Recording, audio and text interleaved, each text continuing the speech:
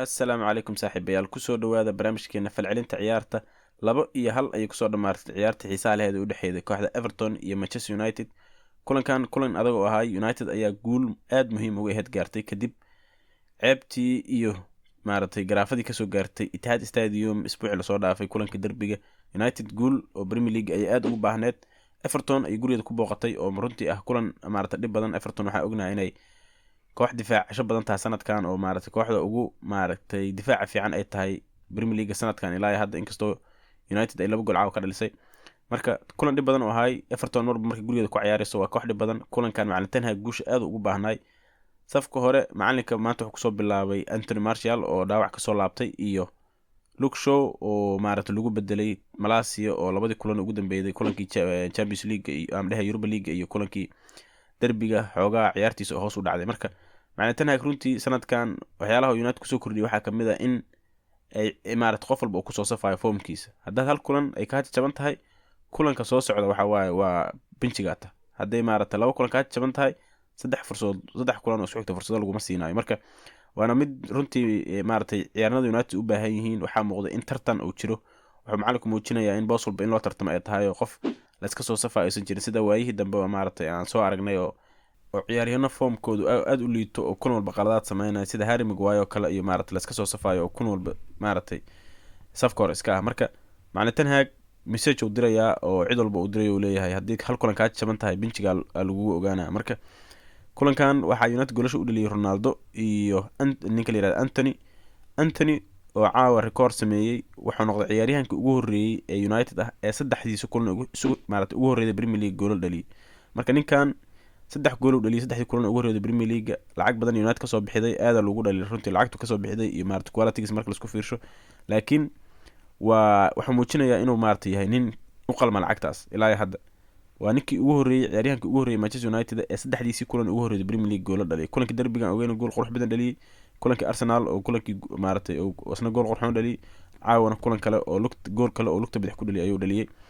Maxaan dhihi karaa runtii isbedel weyn ayuu ama uu ku keenay dhanka midigta ee weerarka. Waxaan ognahay in Rashford iyo Sancho iyo oo niman bidixda gool ku dhaliyay aan ahayn meesha la dheelsi jiro United ay dib ku qabtay inay fursadaha dhanka midigta ka imaanay ay ka faa'iideysato. Marka Anthony gool dhalintiisa sii wataa rekoorkaas oo caawa dhigay 3 goolna 3daba lugta bidix ku dhaliyay. Marka nin fursado badan hela ma ahan oo marka ciyaarta aad daawanaysid asagoo xerada ganaaxa ku jira iyo badan arkamayso banaanka u joogaho inuu link up sameeyo ciyaarnada kale oo kubadda la soo dhiso jecel yahay. Laakiin waa nin clinical finish ah oo hadduu fursad helo waa dhameystira bidixda lagu taabana. Marka Ronaldo isagana caawa gool ku tuurtay goolkiisa 700aad ee ciyaaraha oo u ciyaaray kooxaha markii laga reebo xulka qaranka ayuu dhaliyay.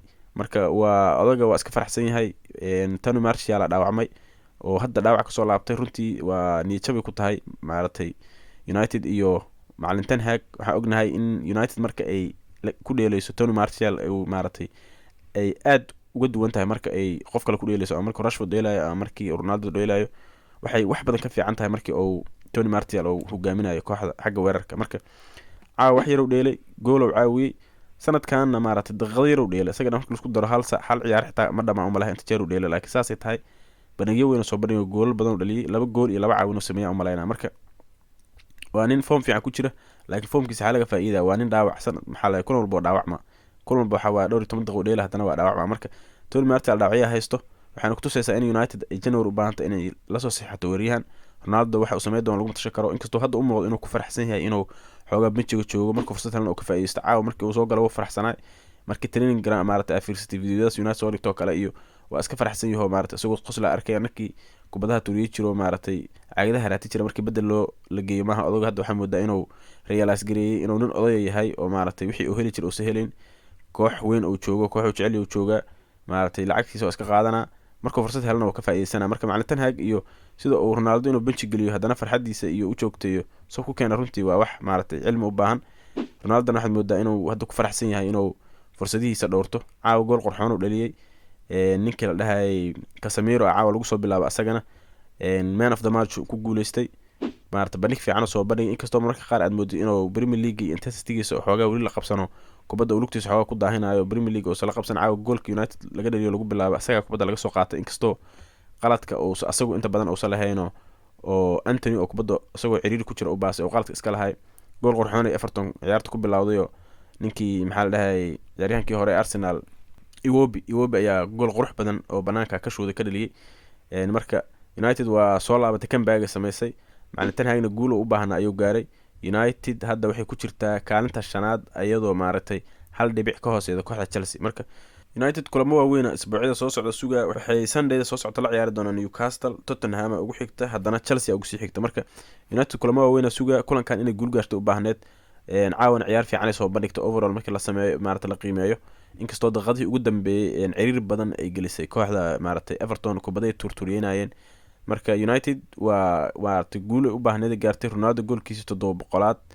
ayuu dhaliyay dhexda caawa waxa lagu soo bilaabay difaaca ninkii Faraan ahay xogaa dhaawac ayaa kulankii Man City soo gaaray wili ku maqnaa caawa soo laabtay inkastoo gadaal laga soo geliyay waxa la isla dheersiyay Martinez iyo Lindelof si fiican u dheeleen Casemiro qadka dhex lagu soo bilaabay inkastoo McTominay asagana gadaal laga soo geliyay marka United Rashford sanadkan gool u dhalinayo inkastoo caawa 2 gool ayaa United laga diiday fursad badan ay abuureen gool oo Bruno Fernandes dhaliyay iyo gool oo Rashford dhaliyay ayaa laga diiday marka United runtii waxay u muuqataa inay fursado abuureyso maxaa la yiraahdaa kulamo sanadihii hore ama sanadkii hadda lasoo dhaafaba ay dhibco ku luus garay jirtay sida kulankan oo kale kulankii awayga ahayo Southampton oo kale iyo kulankii kale Leicester oo kale kulamadaas oo kale waxay ahaan kulamada runtii sanadihii lasoo dhaafay United dhib ku qabtay oo maaragtay dhibcaha ay ku luus garay jirtay marka kulamo muhiim ah ay badanaysaa oo away ah waana kulamada runtii markii seasonku u dhamaado natiijada ma saameynta ugu badan ku yeelanaya marka koox weyn hadda la dheelay maaragtay maray ka badiyay iyo maray ka badiyay waa iska qaadan kartaa laakiin kooxaha yarka inaad ka badida muhiimadu tahay hadda kooxaha yarka garaacdid